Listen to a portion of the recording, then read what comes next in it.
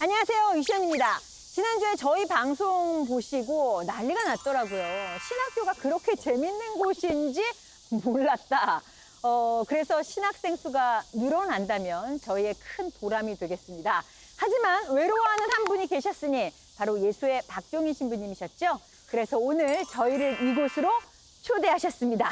예수의 전당 서강대학교입니다. 박수 한번 보내주세요. 자, 그럼 오늘 이곳에서 저희 프로그램 진행하도록 하겠습니다. 함께 외치고 시작할게요. 신부님의 수다 본능, 신부님과 나누고 신나고! 이번 여름 정말 111년 만에 무더위라고 많이들 힘드셨을 거예요. 그러면 전 갑자기 궁금해집니다. 날씨가 더우면 성당에 신자들이 많이 올까요? 적게 올까요? 명동의 우리 김 신부님. 네. 눈에 띄게 줄은 미사 참여 숫자는 낮에 확 줄고요. 네. 대신 밤 미사, 새벽 미사에는 또 확 늘어요. 오. 그래도 사실 이렇게 보험금을 이렇게 보면 적구나. 이게 숫자는 거짓말하지 않잖아요. 네. 네. 다른 신부님들은 어떠세요? 혹시 좋아하는 계절과 싫어하는 계절이 있으신지? 저는 더워도 여름이 좋습니다. 왜요? 왜냐하면 뭔가 풍성한 것 같아서. 그래서 많은 일들이 벌어질 것만 같은 그런 가능성이 여름에 더 많은 것 같아가지고 네. 아직까지는 제가 어린가 봐요. 그게 아니라 나이 드신 분들이 겨울 추위를 못 견뎌요. 아, 그건 진실이고.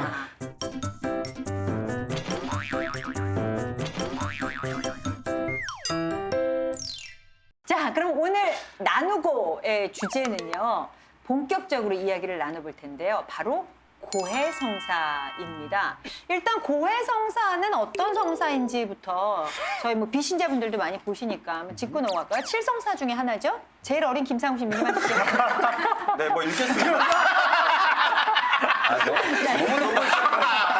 네. 고해성사는 가톨릭 교회에 있는 7가지 7성사 중에 한 가지 성사로서 합법적인 집전자, 보통 사제, 신부님에게 그 권한이 이렇게 맡겨져 있는데요. 그 사제 앞에서 죄를 고백하면서 그 죄를 통회하고 또 다시는 그 죄를 짓지 않겠다고 결심하는 가톨릭 신자가 네. 그 고해성사를 통해서 하느님으로부터 음. 그 고해 사제에게 죄를 통해서 죄를 용서받는 것. 네.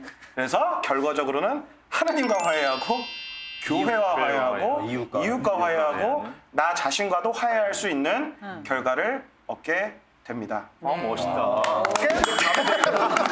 아니 화해성사라고 말씀을 근데 해주셨습니다. 의미상은 고백보다는 화해가 훨씬 네. 화해 좋죠. 그렇죠. 그러니까 아까도 말씀드렸듯이 하느님과 화해하고 네. 교회와 화해하고 이웃과 화해하고 자기 네. 자신과 화해한다는 그런 의미가 그래서 우리 신학 공부할 때는 보통 우리 교수님들이 Sacrament of Reconciliation이라고 해서 Reconciliation. 다시 네. 흐트러졌던 관계가 다시 정리되고 네. 복원되는 네. 그런 의미를 많이 전달해 주셨죠. 그래서 의식적으로라도 화해성사라고 많이 불러주시고 그랬었는데 신학 공부 어디서 하셨어요? 저는 파리에서 했습니다. 여기 네. 김창호. 제대로 배우셨네요. 아 그럼 서울에서 공부하면 이 학연 지연도 네. 지긋지긋한 학연 지연이 나오네요.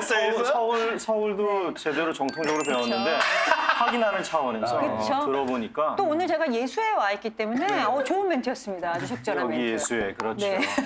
여기서 공부했냐 아니냐가 먼저 중요했던 거죠. 예. 여기서 제대로 이것도 하냐. 나중에 밝혀질 사실이에요. 여기서도 공부했어요, 사실은. 네. 서강대에서도 예, 예. 그러니까 그런 답이 나오시는 거죠. 어쨌거나 뭔가 말리는 화해성사라고 얘기하니까 굉장히 있어 보이는 느낌입니다. 화해성사. 그런데 여기서 저희가 짚고 넘어가야 될 점이 있는데요. 이런 말을 하면요. 그 개신교 신자들은 그런 얘기 합니다. 아니 우리처럼 하나님과 직접 화해하면 되지 왜 신부님이 가운데 거쳐야 되나요? 여기에 대해서는 어떤 답을 주실 수 있을까요? 근데 우리가 직접 화해한다라고 얘기하면 그러니까 보통 많이 그렇게 얘기하는 게 그거잖아요. 내가 죄 뉘우치면 되지. 굳이 그러니까. 사람 앞에서. 네. 그러고 싶을 때 많아요. 사실. 그러니까 이런 마음이 있거든요. 네. 그러고 싶거든요. 네. 근데 이야기하는 거하고 그냥 내가 혼자 갖고 있는 건 분명히 또 단계로서의 차이가 있고요. 그다음에 고해성사는 우리 성경에도 나오지만 예수 그리스도께서 제자들에게 먼저 그 권한을 위임해 주시고 그걸 기반으로 해서 처음엔 주교들, 그다음에 초대 교회 안에서 계속 이어져 내려온 성사라서. 근데 제일 우리가 중요하게 생각할 수 있는 건 그건 것 같아요. 내가 그냥 하나님과 직접 화해해도 되는데 그래서 우리가 회개하고 양심 성찰도 그렇고 당신 앞에 기도도 할 수 있는데 그거를 직접 이야기할 때 그것이 훨씬 더 당신과도 나 자신과도 화해하는 데 있어서 큰 유익이 있기 때문에 당신께서 예수님께서 세워주셨다는 게 제일 첫 번째 이유지만 또 한 가지 성격은 이야기를 말로 뱉는 것과 안 뱉는 것은 우리가 죄의 회개도 그렇고 당신께로 돌아가는 데 큰 부분이 차이가 있기 때문에 그렇게 봐야 되지 않을까. 경험적으로는 저는 이제 제가 굉장히 믿음이 약했는지 네. 고백성사를 하면서 이게 제대로 용서받는 건지 난 모르겠다라고 어떤 수도의 신부님한테 질문한 적이 있어요. 그렇죠. 그랬더니 이게 수도의 신부님이 아주 단호하게 이것은 교회의 가르침이며 나는 교회를 대리해서 당신에게 죄를 용서 사한다고 이야기를 했으며 그래서 따라서 이것에 대해서는 의심하지 말아야 됩니다. 라는 이야기를 들었어요. 그 이야기를 들으면서 느껴진 마음의 그 뭐랄까 느낌은 아 진짜 이걸 갖다가 의심해 가면서까지 고백해야 될 이유가 없다면 그렇죠. 믿어야 되는구나. 네. 그때 이제 뭔가 좀 마음이 더 훨씬 뭐라 이렇게 뭔가가 해결됐다는 느낌을 받았죠. 그런 경험이 네. 있죠. 그렇다면 자기 자신을 돌아보고 성찰하면서 자기의 죄를 생각해보는 게 준비 과정이라고 할 수 있잖아요. 그럼 이렇게 돌아볼 때 내가 무슨 죄를 지었는지 이렇게 알아야 되는데 그 이 죄라는 것이 그 우리가 뭐 십계명을 거스르는 큰 죄도 있지만 과연 어떤 것들을 다 죄라고 해야 될지 죄에 대한 얘기를 좀 해봤으면 좋겠어요. 이 죄에 대한 얘기는 박 신부님께서 시작해 보실까요? 제가 네. 죄를 많이 전문가. 져서 죄에 대해 굉장히 관대한데 우선 우리가 고백성사에서 이제 좀 이렇게 스크리닝을 해야 되는 거죠. 이렇게 걸러서 볼 만한 죄들은 십계명을 근거로 네. 해서 이 십계명을 어기게 되면 중죄라고 보는 거죠. 이제 보통 전통적으로. 예. 그리고 근데 죄라고 또 보는 거는 무지하면 안 되니까 이게 죄라는 걸 알면서 인지. 예, 인지한 상태에서 저지르는 것들이 또 중대 죄가 되는 거고 네. 또 이것을 인지하면서도 거기에서 하나님과의 관계가 흐트러진다는 것을 알면서도 의도적으로 할 때 이제 이런 것들을 우리가 이제 중죄로 보는데 이런 것들을 우선적으로 내가 짓고 살았는지를 좀 검토해 보는 것. 그래서 그것을 우선 고백성사의 주된 이제 주제로 삼는 게 바람직하고요. 네. 그래야만 하고 사실은. 두 번째로 우리가 근데 대부분 그렇게 중죄를 짓는 경우는 사실 없고 보통은 이제 자잘한 삶 속에서 벌어지는 일들인데 이런 것들에 관련돼 가지고는 평소에 좀 하루하루 잠깐 멈춰서는 연습들이 좀 필요해요. 그래서 내가 오늘 왜 오전 내내 이렇게 화를 내고 있었지? 도대체 무엇이지? 그러니까 그런 것. 그러니까 그 전에 저희 여러분도 기억하실 거예요. 그러니까 신학교 일과 중에 양심성찰이라고 네. 있었는데 그런 것들이 꼭 고백성사를 앞두고서 벌어질 게 아니고 일상에서 이제 이것들이 기록이 되고 기억에 남는다면은 굳이 이제 고백서 앞에서만 딱 뭐 거의 연례 행사처럼 멈춰서 가지고 볼 일이 아니고 아 평소에 내가 좀 우리 부모님한테 이렇게 대하고 살았구나 그 친구들과는 이런 관계를 맺고 있었구나 그런 것들을 인지한 상태에서 좀 이야기를 할 수가 있죠. 그런 경우에는 이제 최강희 신부님 말씀하신 것처럼 면담식 고해성사가 되게 편해요. 네. 신부님 요즘 어떻게 지내왔는데 이렇게 지내다 보니까 이런 부분은 제가 좀 너무 허술했던 것 같습니다. 이 부분은 내가 무의식적으로 뭐 내 친구 누구를 너무 상처 주는 얘기를 했던 것 같아요. 라고 자기 스스로를 좀 바라보고 인지할 수가 있죠. 가끔 왜 고해성사 들어갔어. 고해실에 들어가가지고서 이렇게 고백을 하는데 사실 이렇게 하나 얘기해야 될 게 있어.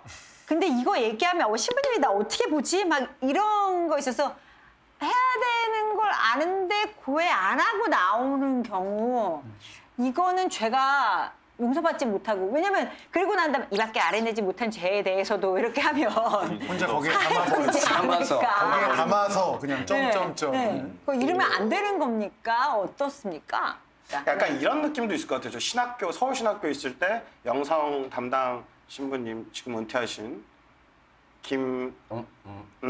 모모 신부님. 신부님이 네. 이제 하신 비유 중에 하나인데 고해성사에 들어가기 전에 우리가 해야 될 작업이 그 목욕탕 가는 거랑 똑같은 거죠. 때를 불려야 돼요. 불려요. 때를 불려야죠. 탕에 들어가야 돼요. 아, 탕에 탕에 들어가기. 들어가기 전에. 그 탕에 들어가기 일단 샤워부터 해야 되는 거 샤워부터 해야 아닙니까? 되죠. 샤워부터 마이 해야 미스테이크. 돼요. 그러니까 일단 저 어렸을 때 친구들하고 목욕탕 갔다가 제대로 안 풀리고 그냥 슥슥슥 하고 그냥 맨날 그 찬물에서 수영만 하다가 네. 집에 오면 어머니가 검사한 다음에 등짝 스매싱을 한번 때를 안 풀린 거죠 충분히. 네, 네. 근데 이제 고해성사를 준비하는 것도 어떤 의미에서 우리가 뭐 샤워하고 탕에 들어가서 좀 불리는 작업, 이 깊숙이 있는 그 아이들까지 네. 하나하나 끄집어내는 작업이 있어야겠죠. 준비 사람 과정. 미연에. 그리고 사실 건강의 혈액순환에는 뜨거운 물, 차가운 물, 뜨거운 물, 차가운 물이 되게 좋은데 네. 충분히 불린 다음에 이제 앉아서 뭐 때를 씻고. 밀어야 네. 정말 안에 있는 것까지 속속들이 이제 씻겨지겠다. 네. 물론 그냥 목욕탕 갔을 때 샤워만 해도 뭐 깨끗해지지만 깊숙한 곳에 있는 것까지는 그러니까 나 자신과 화해를 못한 거죠. 그렇군요. 근데 저는 그 얘기는 하고 싶어요. 우리가 자꾸 중간에 그 사제가 성사의 집전자가 하나의 매개체로 있기 때문에 하느님과의 통교, 진정한 화해가 심리적으로나 일단 인간적으로 좀 이렇게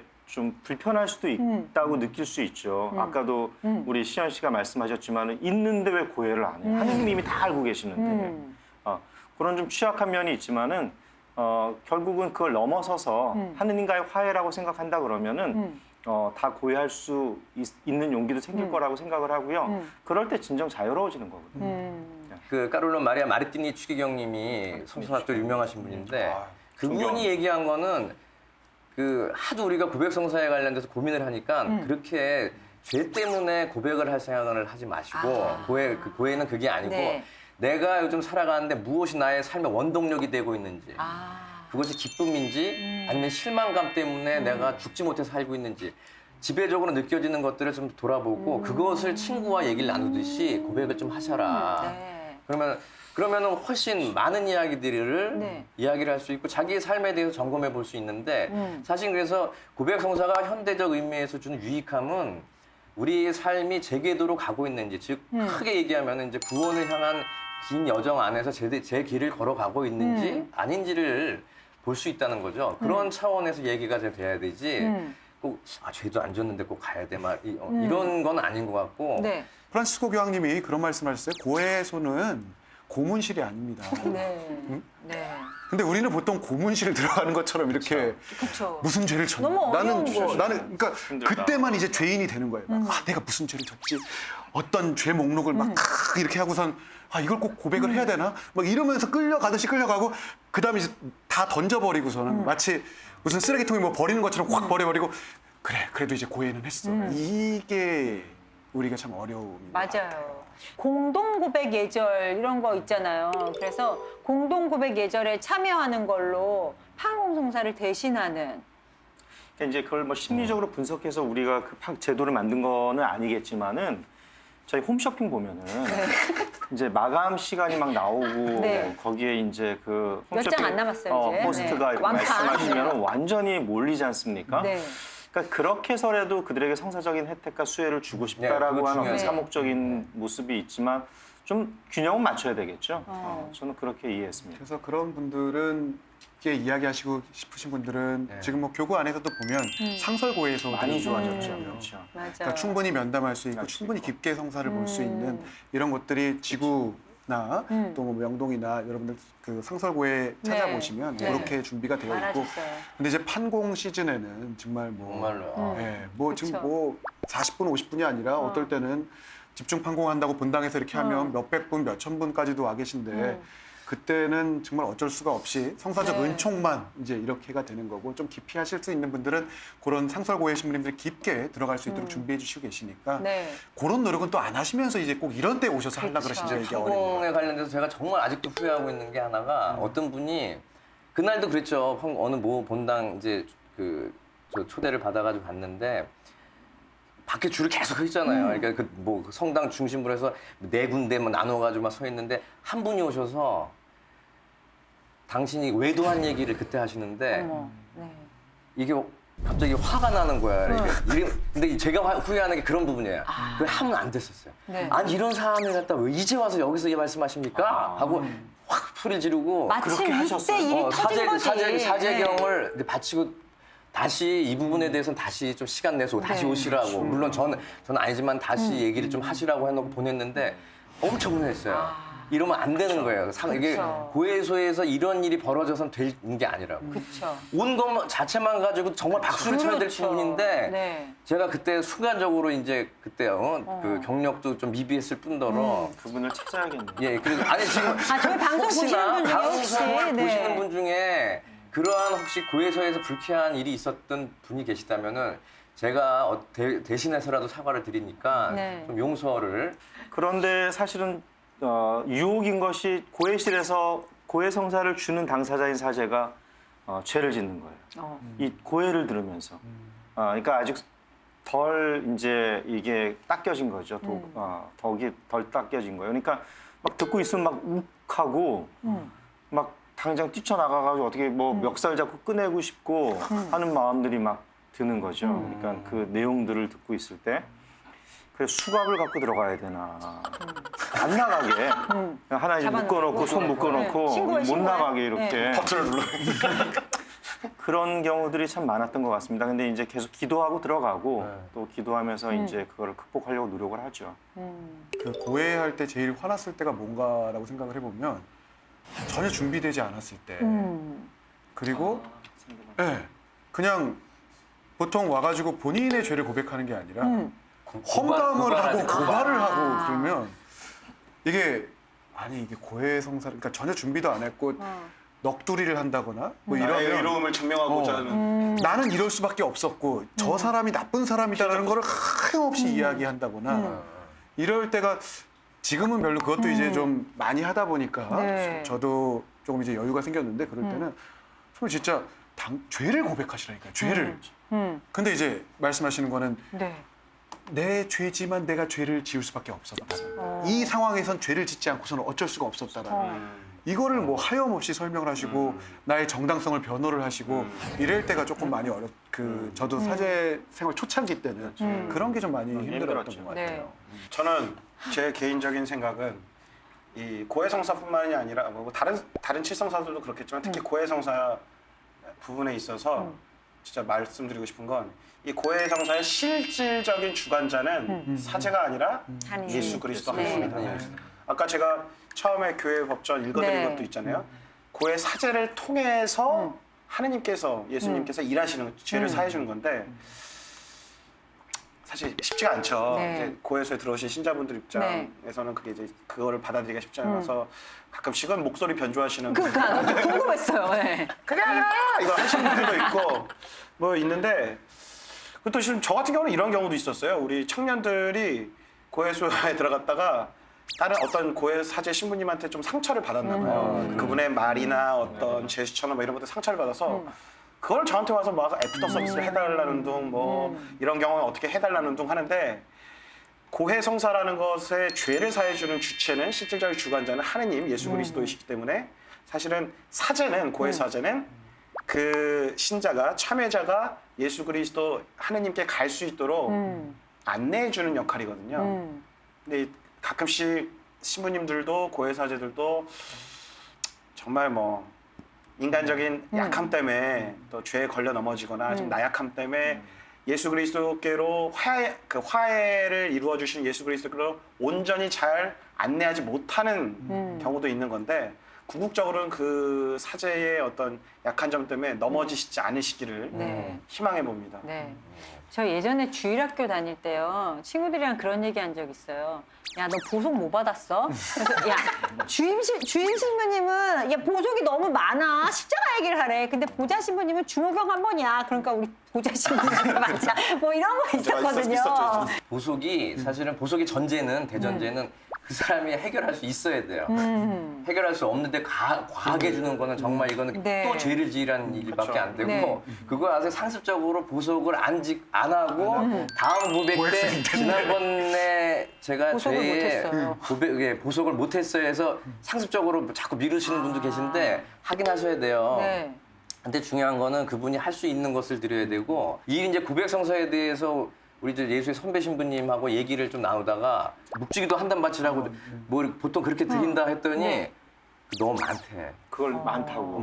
왜냐면 나가다가 사고 당하면 어떡할 거야. 그래서 너무 이걸 좀 너무 세심한 거 아닌가 했는데 그분 마음이 되게 예쁘더라고요. 그래서 당신은 짧은 주모경 같이 바치고 나가세요. 그러면 보석 끝났습니다라고 하신다는 거예요. 그래서 그 얘기 들으니까 마음이 되게 따뜻해지더라고. 고해라는 것보다 화해라는 느낌으로 스스로의 성찰을 하느님 앞에서 하는 성찰을 신부님께서 옆에서 도와주시는구나라는 느낌으로 저는 정리를 하면서 봤는데요. 이 느낌이 시청자 여러분들께 잘 전달이 됐으면 좋겠고요. 마지막으로 우리 시청자 여러분들께 고해 성사에 대해서 뭐 이것만은 하고 한 말씀씩 하실 말씀이 있다면 전해주시죠. 고해실에 들어오실 때 그 혼자 들어오셨으면 좋겠습니다. 아, 같이 들어온 분이 계세요? 그 아주 갓난 애기나 아니면 괜찮아요. 뭐 아주 갓난 애기면 도저히 맡길 사람이 없으면. 근데 이제 나름대로 얘가 못 알아듣겠다고 생각하시면서 한 3살, 요 4살 아이하고 같이 들어오시는 분이 가끔 계시는 것 같아요. 그럴 때는 좀 미리 사무실이나 어디 수녀님이나 이렇게 좀 부탁을 드리고, 맡겨가지고. 예, 같이 이렇게 아이가 엄마 왜 그래 하고 또 이제 어느 분이 거기에서 또 이렇게 감정이 복받쳐서 우시면 아이도 같이 울고 난감해지는 경우가 있는데 혼자 들어오시기를 좀 부탁드리겠습니다. 많지는 않지만. 네. 저는 고해서에서 체험하셨으면 좋겠는 게 하느님의 자비, 하느님의 사랑, 하느님의 용서를 체험하실 수 있었으면 좋겠어요. 그러니까 내가 뭐 우리가 고해 성사 들어오시는 분들 다양한 케이스들이 있죠. 세심증이 있으셔서 진짜 매일 보시는 분들도 있을 수도 있고, 아니면 이제 본인 스스로에게 너무 관대하셔서 굉장히 오랜만에 오시는 분들도 있고, 뭐 다양한 케이스들이 있지만 어떤 경우가 됐든 하느님의 자비와 사랑을 체험할 수 있는 자리가 될 수 있어야겠다. 그냥 뭐 숙제 검사하거나 고문실도 아니고 뭐 너무 어려운 자리도 아니고 그 자리가 하느님의 자비와 사랑을 체험하실 수 있는 그런 시간이 되었으면 좋겠다. 네. 고해 성사는 뭐 우리의 죄를 갖다 묻는다라기보다는 우리 자신이 하느님 앞에서 이렇게 설 수 있는 가장 근본적인 태도죠. 그러니까 겸손함을 되찾을 수 있는 기회라고 보시면 제일 좋을 것 같아요. 그래서 특별히 판공 기간은 좀 피하시고 웬만하면 일상 평상시에 신부님들께 미리 얘기를 하셔가지고 예약을 하시든지 해서 좀 시간을 넉넉히 두고 삶에 대한 이야기를 나누는 그런 좀 우정의 시간으로 보시면은 훨씬 부담이 덜어질 것이고 그 시간을 통해서 겸손함을 되찾을 수 있을 거라고 믿습니다. 네. 예, 좀 주님께로 돌아감이라는 단어를 같이 기억해 주셨으면 좋겠습니다. 당신이 우리의 모습을 보면서 얼마나 애타는 마음으로 또 간절하고 정말 애절한 마음으로 우리를 바라보실지 그 시선을 우리가 보면서 내 자신의 모습을 보면 고해 성사가 정말 부담이나 죄 목록에 갇히는 게 아니라 당신께로 다시금 돌아갈 수 있는 시간이고 자유로운 시간이고 기쁨의 시간이 될 수 있을 것 같습니다.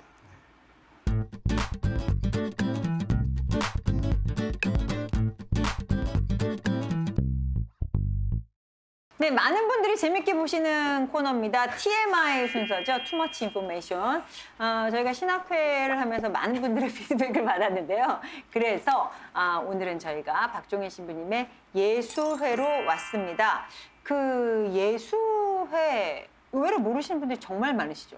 한국에서 잘 몰라요. 네. 외국에서 되게 유명해요. 한마디로 예수회를 소개해 보시자면 어떻게 소개하시겠어요? 한마디로 하느님의 더 큰 영광을 위하여라는 모토를 가지고 살아가는 그 수도자들의 단체라고 보시면 되겠습니다. 네. 공식적으로는 1540년에 그 공식적으로 바오로 3세 교황에 의해서 인가를 받은 수도이지만 사실은 더 거슬러 가면은 32년인가 이냐시오 데 로욜라 성인이 파리 대학교에서 공부를 하면서 신학 공부를 하면서 룸메이트들을 중심으로 해서 이게 일종의 무슨 조직이었어요. 자기네들끼리 우정을 나누자 네. 사조직 아니에요? 사조직이었죠. 동원결이 그렇죠. 그런 네. 식으로 시작됐는데 1540년에 10명 정도가 함께 공동 코파운더들로 이제 공동 창립자들로 구성이 돼가지고 수도회가 하나 만들어진 거죠. 근데 이분들의 공통점은 파리 대학교에서 그 신학을 공부했던 신학 석사들이었어요. 마스터들이었어요. 그래서 그 공통점을 가지고 있고 이냐시오 성인이 친구들을 꼬신 거예요. 쉽게 얘기하면 친구들을 꼬셔서 네. 나중에 우리 모여가지고 예수님처럼 예수님이 사도들하고 같이 활동하는 것처럼 그 이스라엘 예루살렘을 중심으로 해서 우리도 가서 가난한 사람들, 어려운 사람들, 우리 이웃들의 영혼을 구원하기 위해서 함께 일을 하자 네. 해가지고 이렇게 꼬셔놨던 멤버들인데 결정적으로는 로마가 아니라 이스라엘을 못 간 게 계기가 돼서 로마 꽁 대신 닭 해가지고 로마에 가서 이 수도회가 창립이 됐죠. 보통 수도회 하면은 수도회에는 수사님들이 계신 걸로 알고 있잖아요. 그리고 그 이제 교구에서부터 바티칸에서부터 내려오는 데는 이제 신부님이 계시는 걸로 알고 있는데 수도회에도 신부님이 계시는 게 다른 데도 다 그렇습니까? 예수회가 여러분은 이제부터 잘 배우셔야겠지만 네네. 알아들으셔야겠지만 예수회가 교회사 내에서 일군 큰 업적 중에 하나가 수도회가 갇혀있는 공간 안에서 혹은 작은 마을 단위에서 활동했던 수도회가 도시를 끼고 활동하게 된 전기를 마련한 수도회예요. 그래서 소위 말해서 재속 사제 그룹이라고 그랬잖아요. 네. 속세에서 속죄에 머무르면서? 일반 네. 인들과 같이 활동하면서 살아가는 형태의 모습을 처음으로 보여준 수도회가 네. 예수회라고 보시면 돼요. 어. 근데 공교롭게도 그 첫 그룹이 수사님들이 없었어요. 왜냐하면 다 사제 소품을 받은 사제들의 그룹이었어요. 그래서 삶의 형태를 보면은 재속, 속세에 함께 거주하고 있는 사제 사제들. 그룹이었어요. 사제회. 사제회. 네. 그래서 초기에는 예수연들이면 사제들밖에 없었어요. 근데 나중에 이제 이 조직이 커지면서 건물도 짓고 건물 내 식당이나 아주 고정 파트로 일을 하셔야 될 분들이 생기면서 그분들은 굳이 나 사제품 받을 이유가 없어. 그치, 이렇게 된 사제시니까. 거예요. 왜냐면 지나가다가 걸고 넘어지는 게 넘어졌는데 사제야. 다 사제거든 주변이. 그러다 보니까 전문직으로 하시는 분들은 초창기 예수의 역사에서는 전문직에 종사하시는 분들은 수사님들이 더 많았어요. 보통 수도회 이름은 성인의 이름이 들어가거든요. 근데 여기는 예수회입니다. 파운더들, 그러니까 창립자의 이름을 갖다 보통 붙여요. 이 예수회는 그럼 공식 명칭이 뭐예요? 예수회. 여기도 왜 예수회냐고. 그러니까 이게 다른 약으로 붙고 있는데. 작은 예수회도 아니고 플레이를 좀 배우세요. 플레이를. 작은 예수회도 아니고 소사이어티 오브 지저스 오. 이게 공식 명칭이고 네. 왜 로요라 성인은 빠진 거예요 거기서? 겸손하셨으니까. 빠질 수밖에 없었던 게 네. 코파운더들이잖아. 코파운더들이 왜 네 이름 갖다 대 이게 되잖아. 그러니까 10명이 처음에 10명이 회의를 해서 만든 수도이기 때문에 근데요, 그 예수회에 들어가는 게 그렇게 어렵다고 그러더라고요. 믿거나 말거나. 사실 요즘 기준으로 하면은 이냐시오도 입회 못할 상황이라고 그러잖아요. 너무 까다롭게 굴어서. 근데 이제 여러 가지 다양한 그 기준들을 좀 보긴 봐요. 근데 우선은 한국 같은 경우가 어려운 게 뭐냐면 그 한국의 기준은 4년제 대학을 졸업자. 일단 네, 우리나라, 네. 그러니까는 보통 저희가 헷갈리는 게 신학교를 이제 졸업을 하고 난 다음에 선품을 받으면 사제가 되는 걸로 알고 있는데 예수회는 다른 거란 말이죠. 신학교가 다르죠. 아니라 양성 과정이 좀 다르죠. 일단 4년제 대학을 나와야 되고 4년제 대학을 나온 다음에 네. 나와야 되고 또 한 가지는 한국 같은 경우는 병역을 필해야 돼요. 병역 필. 그러니까 뭐 병역에 관련된 문제가 해결된 사람이어야 돼요. 네. 두 가지 큰 조건들이에요. 그러면 일단 4년제 대학과 병역필의 두 가지 조건을 받은 다음에 예. 무슨 그 성소를 하고 싶다라고 오면 성소실 그다음에 문을 무슨 두드리면.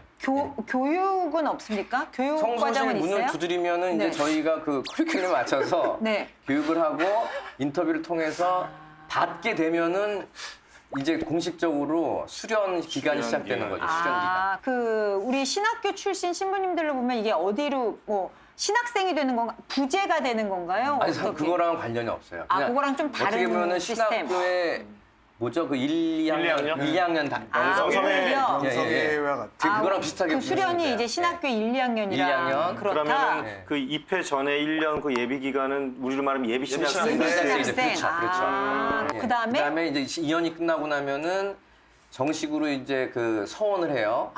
그 첫 서원입니까? 그게 종신소원이에요, 저희들. 그게 사실 종신소원이에요. 사실상 예수회원들의 2년 만에? 종신소원들. 네. 10년 걸리는 종신소. 약간 단기 숙성 코스 같은데요? 아, 그렇게 이야기하기에는 일단 4년제 대학을 마쳤고 그치, 우리 1년의 교육이 있었고 그다음에 2년이니까 다른 이 데도 모든 걸 우리가 본다면 다른 그렇구나. 수도회들 같은 경우도 네. 종신까지가 이 수련 기간을 맞아요. 통해서 하는 데가 한 네. 10년 정도 걸려요. 근데 이렇게 해서 2년을 마치면 수사가 되는 겁니까? 수사됩니다. 사제가 되는 수사입니다. 겁니까? 수사가 되는 수사. 거군요. 근데 수사인데 네. 보통 보면은 이제 아까 말씀하신 대로 평수사로 계속 그냥 것인가? 계실 어, 것인가. 그냥 일생 동안 그냥 난 브라더스로 성직수로. 살아갈 것인가라고 한 살아가겠다 하시는 분들은 이제 브라더가 되는 거고. 성직을 안 하는 거고 성직 네. 양성을 안 받으시는 거고 네. 나머지 이제 그 연학 수사라고 해서 공부하는 수사들이 있어요. 이 사람들은 사제품을 기대를 하고 공부를 하는 수사들이에요. 그래서 아. 이 스콜라스틱이라고 그래요. 스콜라스틱. 네, 네. 예. 그래서 연학 수사 과정을 밟고 네. 이제 신학 공부를 시작을 하죠. 그때부터. 아, 그때부터 2년 뒤에 철학 과정을 철학과. 이제 이 서강대학교 신학대학원에서 철학 과정을 시작을 해요. 그럼 이때부터는 몇 년을 공부? 3년 네. 철학 과정, 철학과 신학, 기초 신학 과정이 이제 믹스가 된 네. 섞인 과정을 3년 동안 하고 네. 그다음엔 그 다음에 2년 동안 이제 풀타임 잡을 얻어요. 2년 동안 직장 생활을 해야 되는데 여기서 말씀드리는 직장 생활은 사회생활이네요, 예, 일종의. 교목처 같이 네. 아, 출퇴근을 하면서 네. 뭐 학교내. 아침서부터 저녁까지 출퇴근을 하면서 그 사목 활동을 실습을 할 수 있는 인턴십이라고 하시면 인턴십 정도. 예. 인턴십을 하신다고 보시면 되고 네. 인턴십 과정을 2년을 거치고 나면은 이제 나머지 4년 동안 3년에서 4년이에요. 3년에서 4년을 신학 공부를 하게 됩니다. 아, 그럼 보통 10년 걸려요. 입학은 그러네요. 10년. 그렇네요. 네. 입회에서부터. 2년, 5년, 네. 7년, 10년. 10년 정도, 10년에서 11년 정도 걸리는 네. 과정을 겪고 나면은 이제 사제가 되는 거예요. 예, 우리 저 신학교에서는 처음 대학 입학에서부터 사제스품까지 몇 년 정도 저희는 걸리나요? 10년이죠. 비슷하네요. 그렇죠. 그 우리나라 예수회는 언제 들어왔나요? 1955년에 네. 한국 같은 경우는 이제 선교를 목적으로 하기보다는 그러니까 복음 전파를 목적으로 하기보다는 교육기관을 수입하는 맥락에서 여기 한국엔 들어왔어요. 그래서 네. 그 한국엔 1955년에 오늘 이제 여러분께서 방문해 주신 서강대가 사실상 유일무이한 사목 그 기관이었어요. 미션 스쿨이라고 이 근처에 있는 뭐 채플 시간 있고 그런 거 그렇죠. 굉장히 많다고 그렇죠. 들었거든요. 근데 서강대도 혹시 이와- 그런 거 있나요? 그게 사실상 없습니다. 어. 없고요. 그냥 교양의 인문학 쪽으로 철학적 인간학, 신학적 인간학이 아, 그렇죠. 선택이에요. 택이래요. 그러니까 아. 꼭 그 강요하지 않아. 크리스찬이티를 갖다가 그러니까 그 그리스도교를 배우도록 유도하는 뭐가 없었어요. 강제하는 게 없었어요. 네. 지금도 마찬가지고. 네.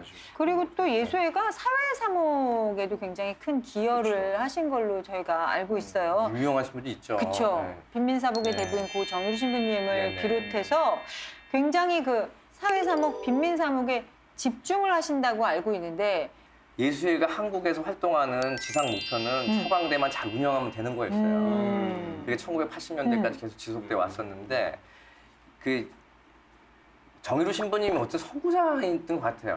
정의로 신부님이 늘 저를 좀 약간 궁금해했던 것은 밖의 세상은 어떤가. 이게 궁금해가지고 한번 안식년 기간으로 알고 있어요. 당신이 여기 서강대에서 이제 철학이나 이런 거 가르치셨는데 이거를 저기 나가가지고 세상 이 서울에 무슨 일이 벌어지는가 궁금해한 상황에선 나가서 한번 봐야겠다고 해가지고 간 곳이 청계천이었어요. 청계천 판자촌. 옛날에 지금은 다 개발돼 있어서 그쵸. 그 순적이 사라졌지만 그때 거기서 만난 재정구 씨라는 청년하고 이 어떤 케미가 맞아가지고 빈민사목을 하게 된 것이 아주 전설적인 계기가 네. 된 거죠. 예수회는 펭귄 사목까지 간다. 이건 무슨 말인가요? 뭐든지 다 해요. 예수회는 네. 남극에 가 있는 연구원들이 미사를 못하니까 파견이 돼가지고 한동안 미사를 그 전례를 갖다가 도와주신 그 기간이 있었대요. 네. 그래서 그걸 갖다가 우리는 재미 삼아서 이제 펭귄 사목까지 한다고. 그런 거 있잖아요. 왜 음모론처럼 왜 저희 다빈치 코드 보면 나오는 프리메이스 막 이런 거 나오면 상관없어요, 예수회? 예수회가 꼭 나오죠. 네. 아, 다빈치 코드에 나오잖아요. 예, 그 중세에 뭐라 그러나 하여튼 이미 지혜를 깨쳤다고 자기네들이 스스로 자부했던 인물들이 있었나 봐요. 네네. 이게 이제 뭐 일루미나티 이탈리안 네. 말로는 네. 그다음에 뭐 스페인 말로는 알룸브라도스 네네. 뭐 이런 이제 그런 사람들이 있었는데 이 사람들은 교회가 필요하지 않았지 사실은. 아, 왜냐면 자기네들이 다 깨우쳤는데. 개몽. 그 사람들은 공통점인 게 뭐냐면은 나름대로 현세적인 출세를 했던 사람들인 걸로 알고 있어요. 그러니까 재력에 확실했어요. 재력이. 예? 세속 권력은 다 쥐고 있는 거예요. 네. 하지만 교황을 뿌리 뽑을 수는 없잖아. 네. 우리는 교회 열심히 다니는 모습, 고스프레는 할 테니까. 네. 하지만 뒤에서 그 세상을 돌리는 온갖 네. 세속적인 권력들은 자신들이 다 가지고 있었던 사람들이죠. 그럼 음모론을 인정하시는 건가요? 음모론이 계속 있으니까요. 근데 계속 있죠. 억울한 거는 예수회가 거기에 같은 식으로 같은 조직의 하나로서 있는 것은 저는 불만이죠. 네. 엄밀히 따지면 그 일루미나티나 알룸브라도스하고는 다른 다른 길을 가는 곳이다. 사람들이죠. 세속 네. 권력을 지향하는 사람들이 아니에요. 네. 그다음에 비밀결사인 성격은 가지고 있지만 사실상 예수회에서 어떤 식으로 일이 벌어지는지 다 알고 있는데 무슨 비밀결사예요. 이게. 아, 오늘 그 저희 TMI를 통해서 정말 예수에 대해서 많이 알게 된 것 같습니다. 얘기는 많이 했지만 이게 편집이 어쩔 수 없어요.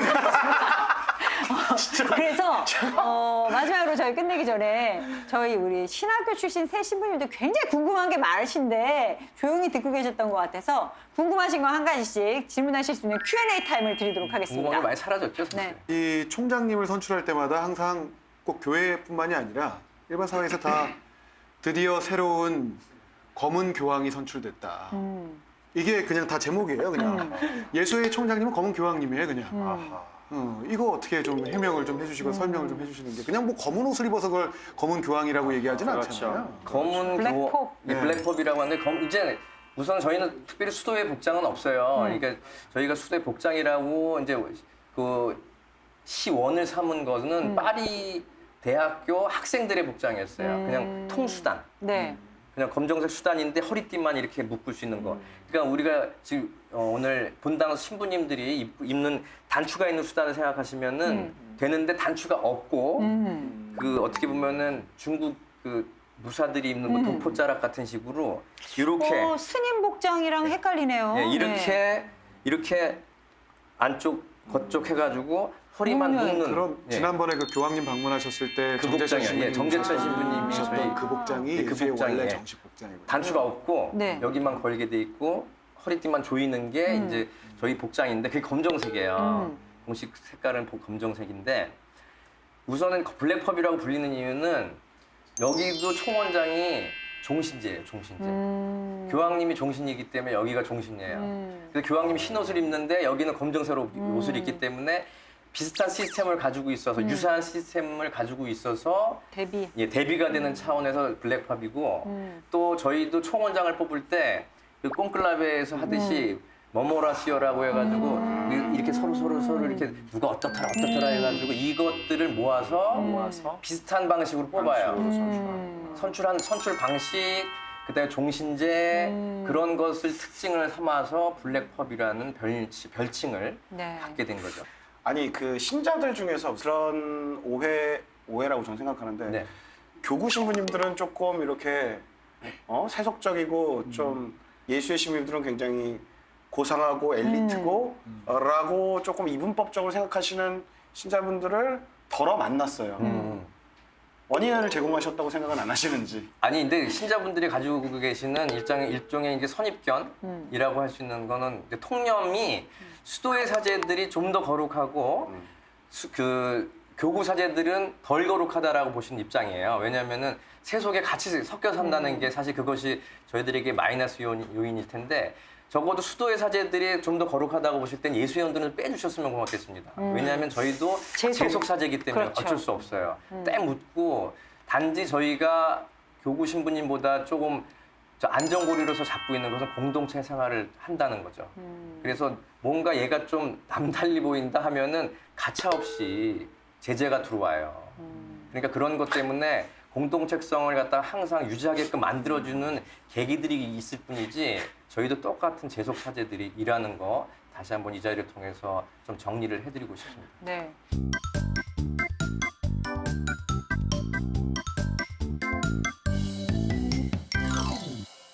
신부님과 함께 나누는 고민, 오늘의 고민 들어보도록 하겠습니다. 신부님 안녕하세요. 전 올해 30살 직장인 여성입니다. 저는 3년간 연애를 하다가 6개월 전에 이별을 경험했습니다. 2살 연하남이었어요. 사귈 때 연하라 싫다고 했지만 하도 매달려서 사귀었는데 결국은 그 인간이 바람을 펴서 헤어지게 됐습니다. 만나는 과정에서도 저를 좀 힘들게 했어요. 제가 더 좋아해서 끌려다니는 연애를 했거든요. 헤어진 후 SNS 친구까지 차단하기는 매몰찬 것 같아서 그대로 두었더니 참, 세상에. 저와 헤어지자마자 새 여친과 맛집 다닌 거 공연 다닌 사진 올리더라고요. 저 보란 듯이요. 헤어질 땐 저런 인간하고 더 엮이면 큰일 난다 라는 홀가분한 마음이었지만 막상 그런 사진들을 보니까 속이 뒤집어지더라고요. 더 기가 막힌 건요. 현재 여친하고 싸우거나 본인이 하는 일이 잘 안 되면 꼭 저한테 연락을 하는 거예요. 처음에는 저한테 돌아오고 싶어서 그러나 인간적으로 기대하는 것도 있었어요. 하지만 제가 만나서 제 돈으로 술 사주고 밥 사주고 위로해주면 기운을 내서 지금 여친과 다시 잘 만나는 겁니다. 처음 헤어졌을 때보다 배신감이 2배, 3배입니다. 신부님, 제 마음을 저도 잡지 못하겠어요. 깔끔하게 헤어졌다고 생각하는데 왜 자꾸 미련이 남는지. 그리고 이런 마음을 전 남친이 이용해 먹고 있다는 거 알면서도 왜 끌려다니는지. 이제라도 전 남친과 연락처와 SNS를 차단하고 싶은데 또 궁금해서 그 인간의 SNS를 뒤지고 있습니다. 전 남친이 밉다고 제목을 썼지만 실제로 진짜 미운 건 제 자신입니다. 세상은 넓고 좋은 남자는 널렸다는데 그 좋은 남자가 왜 저한테는 없을까요, 신부님? SNS를 끊으십시오. 연락도 받지 않는 게 제일 좋습니다. 네. 그리고 나 자신을 돌아보는 게 훨씬 더 좋은 것 같아요. 그러니까 머리로 알고 있는 거하고 마음으로 이해되는 거하고 다르잖아요. 그런데 내가 그만큼 힘들고 어렵다는 건 나는 그 친구에게 그만큼 충실했다는 거고 그만큼 진실된 사랑을 했던 거고 그것 때문에 내가 마음이 아픈 거니까 내가 사람을 잘못 봐서가 아니라 그리고 내가 바보여서가 아니라 나는 충실했는데 그 친구가 잘못된 거죠.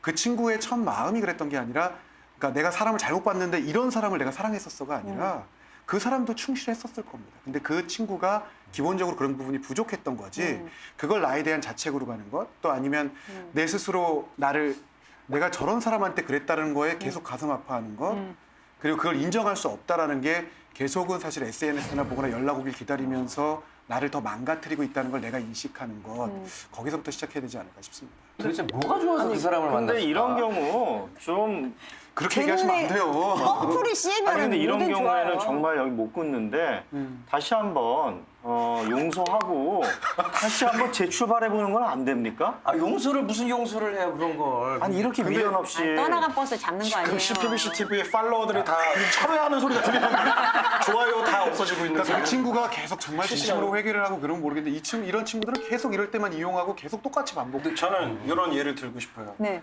사실 뭐 적절한 예는 아닐 수 있지만 매 맞는 아내 네. 집에서 남편한테 10년 동안 하루에 10대씩 매일 맞았던 거죠. 그래서 근데 재혼을 했는데 새로운 남편을 만났는데 안 때려. 하루에 3대밖에 안 때리는 거야. 행복해. 근데 사실은 상대적으로 행복하지만 그렇죠. 3대를 때리든 1대를 때리든 때리는 것 자체가 잘못된 거잖아요. 그럼요. 그러니까 우리가 아니 물론 상대적인 행복도 있지만 이 전 남자친구 같은 케이스는 나쁜 남자, 뭐 좋게 말해서 나쁜 남자 미화해서 나쁜 놈이에요. 근데 이제 못 잊고 있는다는 건 벌써 거기에 어떤 의미에서는 익숙해졌고 중독이 된 게 아닌가. 네. 저는 단호박처럼 좀 잘라야 되는 부분은 그렇죠. 있겠다. 맞습니다. 새로운 만남. 네, 확실하게 해주시고 시간이 남는데 남자친구한테 연락이 오면 그냥 저희 문을 두드리시고 저희 방청객으로라도 오십시오. 네, 저희가 위로해드리겠습니다. 용서하세요. 네. 자, 신부님과 나누고 싶은 고민 있으십니까? 저희 홈페이지에 글 남겨주시면 저희가 성심성의껏 답해드리도록 하겠습니다. 오늘 저희가 나누고에서 얘기해볼 주제가 바로 인간관계에 대한 이야기입니다. 깨톡에 친구가 혹시 몇 명이신지 그러니까 차단된 친구가 그거보다 훨씬 많은 것 같고. 저도 차단인가요? 전화해보세요. 자린고비형과 열린 지갑형. 과연 신부님들은 어느 쪽이실까요? 신형 불량자로 넘어가기 일보 직전일 수도 있어요. 너무 극단적으로 그렇게. 그러니까 열어둬야죠. 그럼 우리 친척 중에 있는데 물론 망하긴 했지만 또 인상의 삶이 끝난 게 아니고 아니죠. 끝난 게 아니고 네. 그분의 말씀은 행복해. 행복해야. 그러다 보니까 행복해하고 눈물이 또 행복의 눈물이겠지.